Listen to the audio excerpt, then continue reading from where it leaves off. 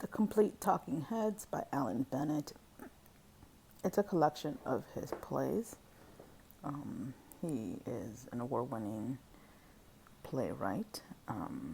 Let's see, his award-winning series of solo pieces, a classic contemporary drama, universally hailed for its combination of razor-sharp wit and deeply felt humanity, and that is 100% true.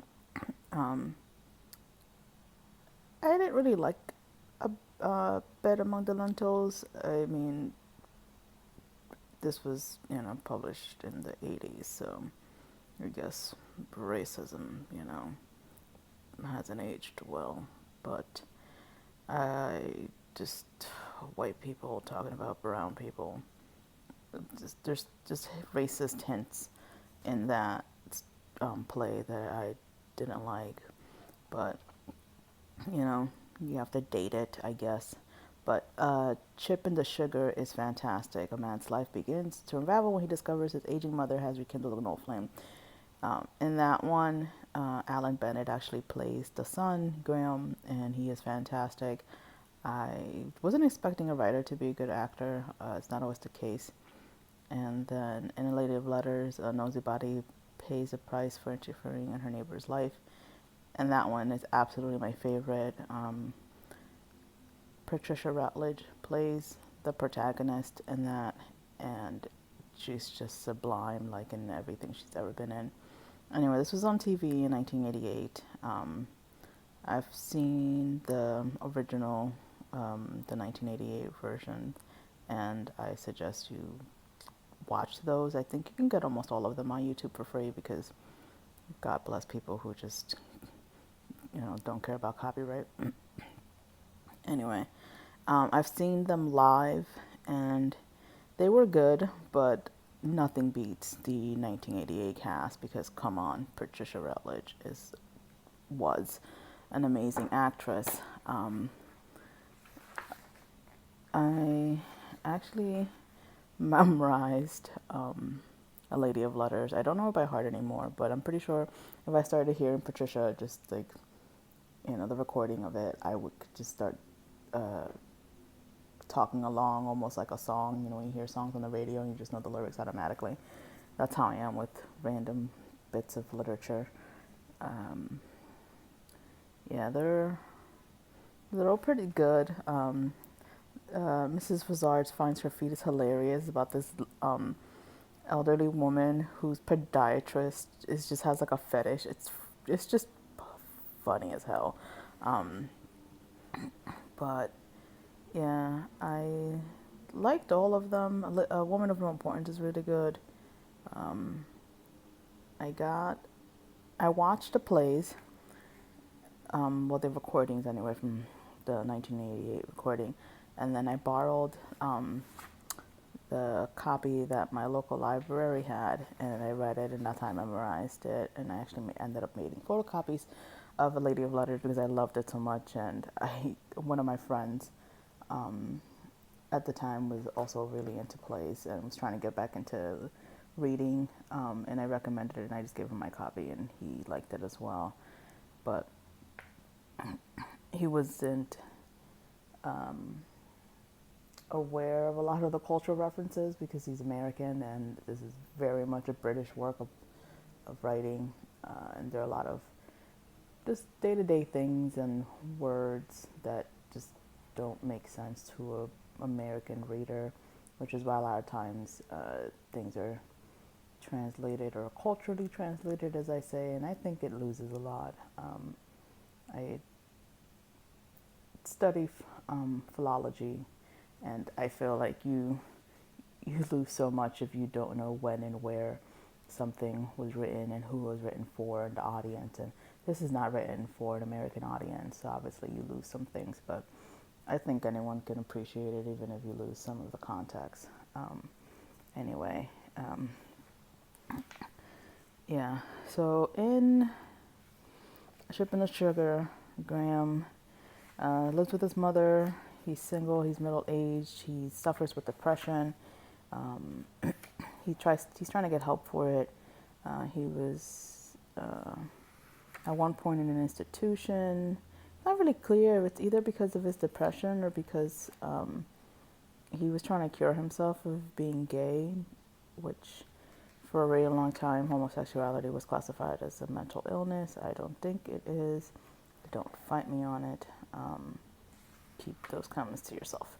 But it's interesting, he's living with his mom and they're close and they have little routines, and then one day they run into her first boyfriend, and that dude just rams his way into their lives and gets her to change her mind on pretty much everything, like her political leanings, the type of architecture she likes, the type of food she eats. Like, he's just like totally dominating her personality.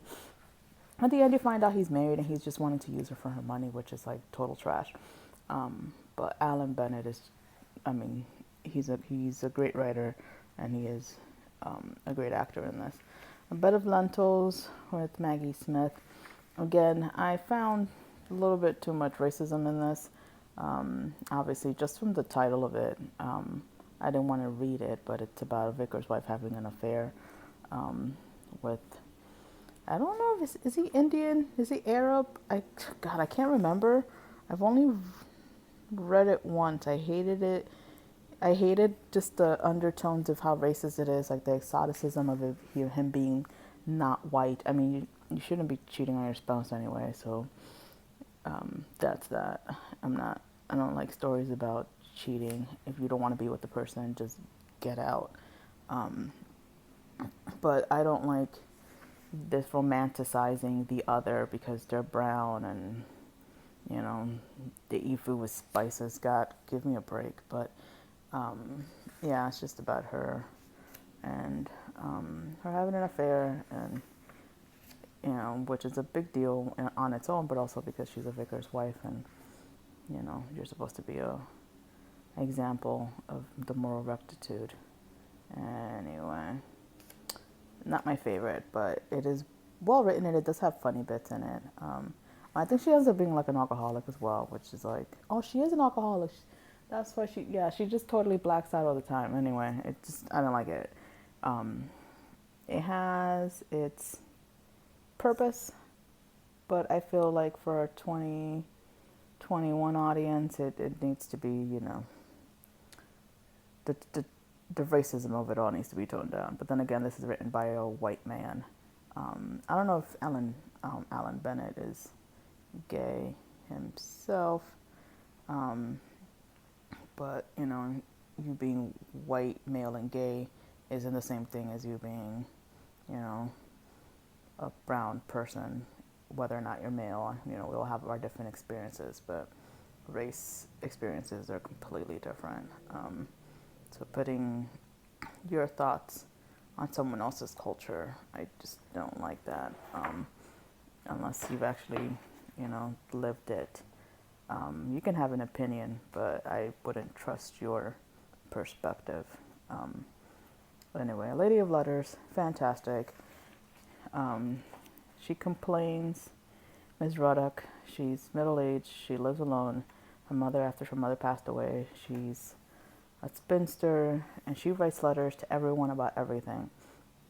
She complains to the crematorium after a funeral. She complains to the police about one of the cops in her neighborhood. That he's taking too long at someone's house. So she accuses him of having an affair. She accuses the neighbors across the street of neglecting and abusing their child, when in fact the little boy is bruised and really thin and looks sickly, because he was suffering from cancer and actually ended up dying. And so her having these accusations, and the police and social services investigating, just add stress to that poor family. She also writes to the sausage company complaining about the quality of their sausages, which is fine. You should have a say in what kind of products you have, especially if something's defective. But she just starts complaining about everyone and everything.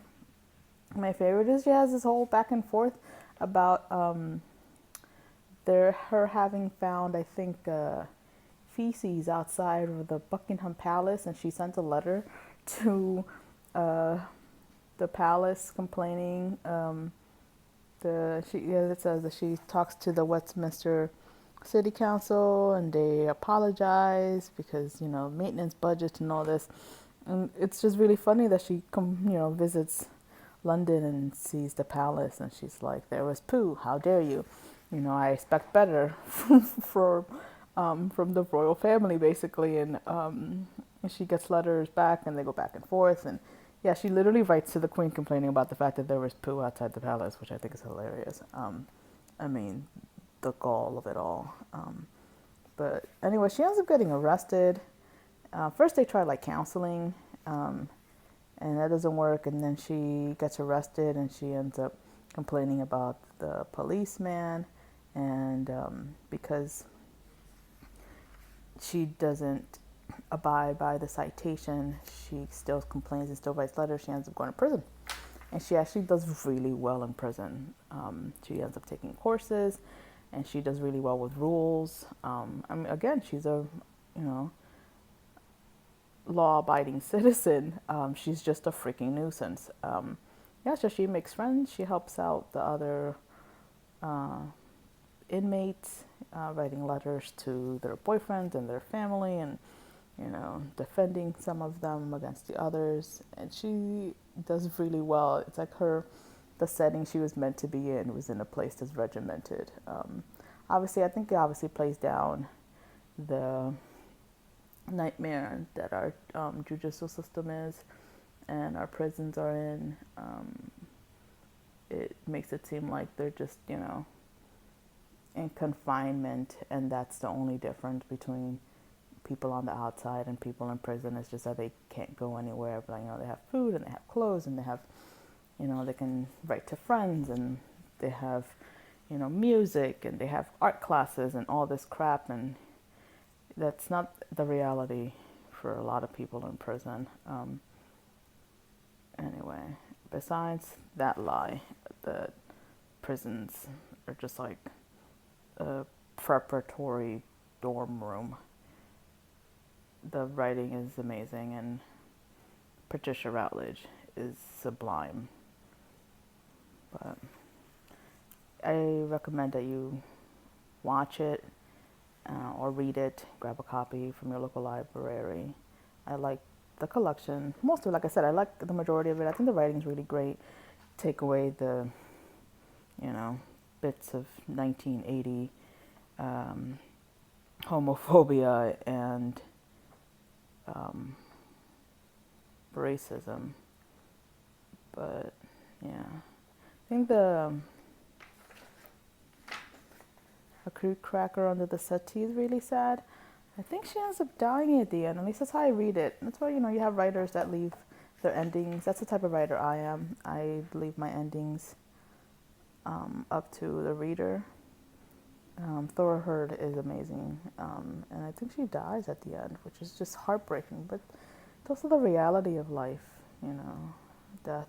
It's just tragic. But anyway, yeah, the collection is very much about just humanity. That's Complete Talking Heads, Alan Bennett. I recommend it if you haven't heard of it, read it, or whatnot.